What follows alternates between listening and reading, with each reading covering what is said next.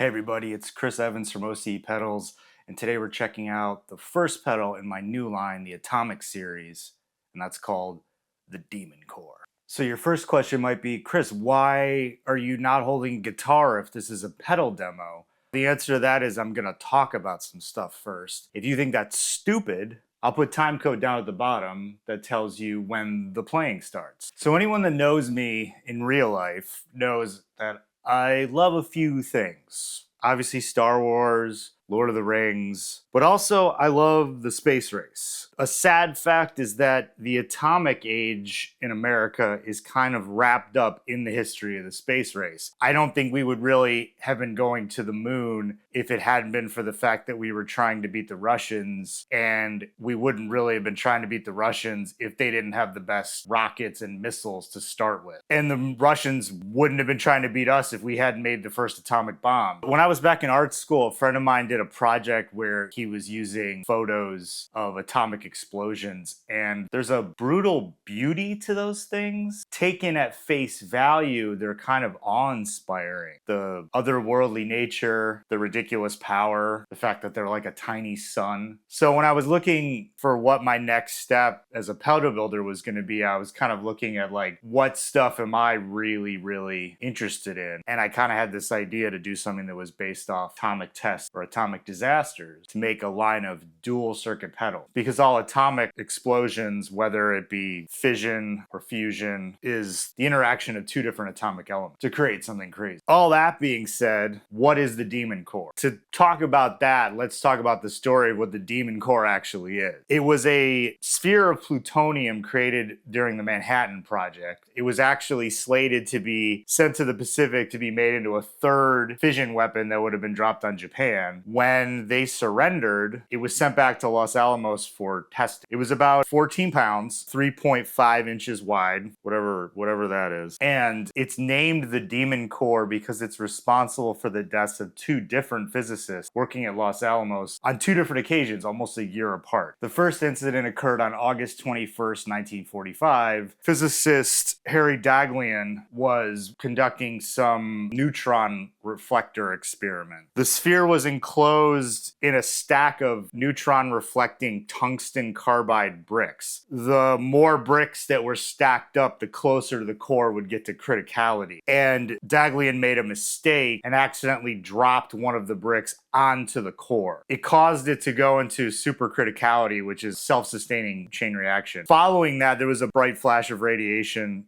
sometimes called the blue flash. People see blue light. He quickly moved to pull the brick off the assembly, but received a fatal dose of radiation and died about a month later. The second incident happened almost a year later on May 21st, 1946. Physicist Louis Slotin was explaining an experiment technique to 7 other personnel because he was actually slated to leave Los Alamos. In this experiment, the operator would place 2 beryllium half spheres around the core and manually lower the top reflector of the core using a thumb hole at the polar point. They needed to maintain a slight gap between the two halves in order to let neutrons out so that the core would not go into criticality. The standard protocol was to use shims. Slotin was using the blade of a flat-tipped screwdriver. The gap would change as he twisted the screwdriver. On the day of the accident, the screwdriver slipped out, the two halves fell down on the core, there was another blue flash. The core had gone supercritical. Slotin quickly twisted his wrist, flipping the top shell onto the floor. Slotin received a fatal dose of radiation, but likely saved the lives of all the other people in the room because his body was shielding them from the radiation. His dose was so high that he died 9 days later. The Demon Core was slated for use in one of the Operation Crossroads tests, but because of the second incident, they had to let the level of radioactivity decrease and do tests on it before it could be used. So other cores were shipped for the Able and Baker tests at Bikini Atoll. It was slated to be used for a third test, codenamed Charlie. That was canceled because of the amount of radioactivity that the Baker test created. Eventually, the Demon Core was melted down and the fissile material was recycled for use in other cores. So why did I want to use this name for a pedal? Well, because it sounds cool. I know that's probably messed up to say because it killed 2 people. That's part of the danger of atomic testing. I mean, they used to refer to criticality testing as like tickling the tail of a dragon. There's kind of a powerful volatility to it. Maybe I'm weird. So what is the Demon Core of the pedal? The supercritical side is a fuzz, a thick kind of higher gain fuzz. It's based on kind of a one knob fuzz circuit similar to a fuzz face. And then the prompt critical side is a boost. It has this really great effect where it adds some volume but also a lot of clarity to the fuzz that can make it really great for leads, really great with lower tunings and riffing, especially since traditional classic fuzz circuits can also be kind of woolly. So it has 2 controls. There's a critical mass control, which is the volume output of the fuzz. And then there's the blue flash, which is the level of grit or gain of the boost side. The deal with the Atomic series in general is that there are 2 circuits that come together, but they only work together. You can turn the fuzz on. The boost only works if the fuzz circuit is turned on. It doesn't work by itself. So that means if you enjoy the sound of both together, you can just leave the boost circuit turned on and the fuzz can be a master switch. Or you could use the fuzz alone and then use the boost side for like a lead boost or something like that. But there's no output control on the boost for the specific reason that they only work together. I came up with the idea for the Demon Core actually working on the Gentleman with Buddy Blues. I found that the 2 circuits blended in a way that sounded really good for kind of heavier downtuned stuff, and that was kind of the initial impetus. But the fuzz circuit has different transistors. The boost circuit has a higher gain transistor, so it's not exactly the same. You could call it the Gentleman's rowdier cousin or something like that. So let's hear how it sounds. This is everything at noon. Let's turn on the fuzz circuit first.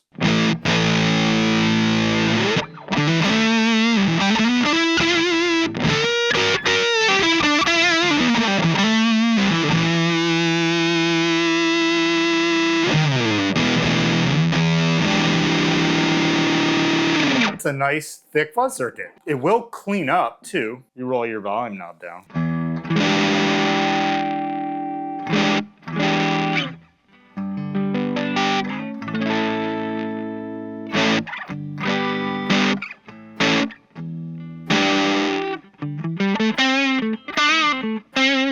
Doesn't get super crystal clean. That's kind of due to the higher gain transistors, but it's kind of a nice like overdrive. And if you turn it up a little bit,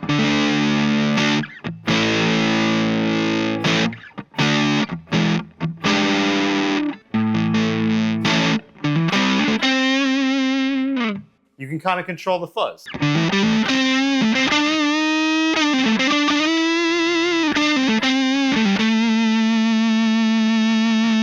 So let's try it with the boost. Again, everything at noon.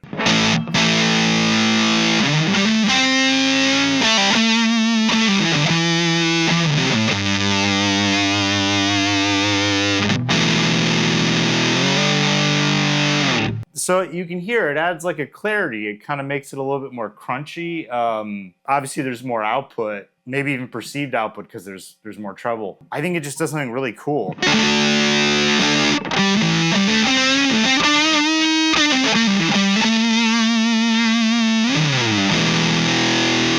I mean, it's still a fuzz, not get it twisted.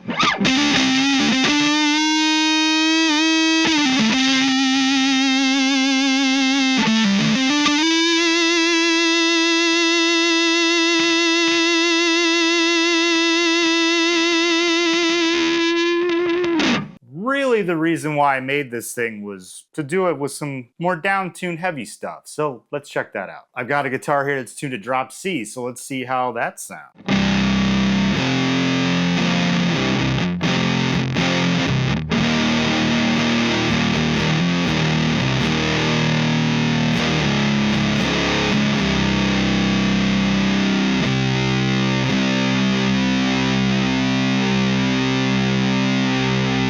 I mean, that still sounds pretty great, but let's try it with the boost.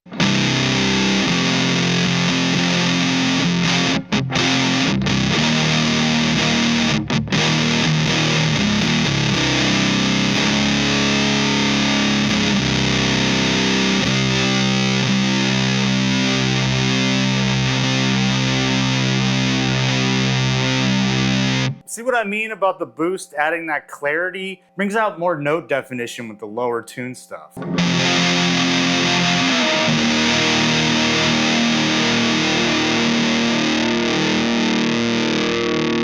can hear all the notes with like that big chord. And it brings like a tightness, allows you to chug a little bit, even though it's kind of, you know, it's a fuzz.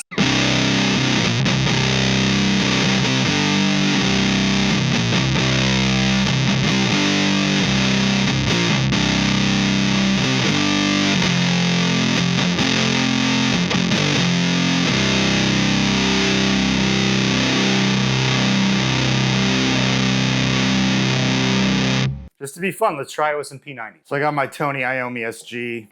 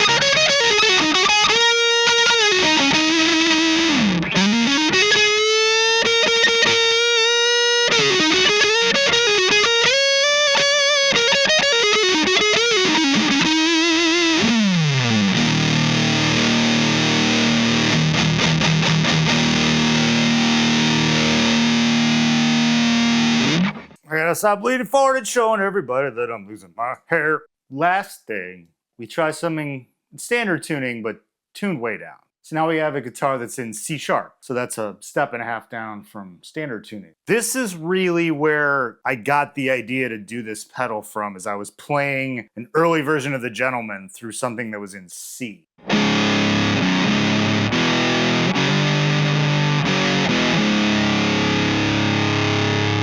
Now that sounds cool, but then you turn the boost.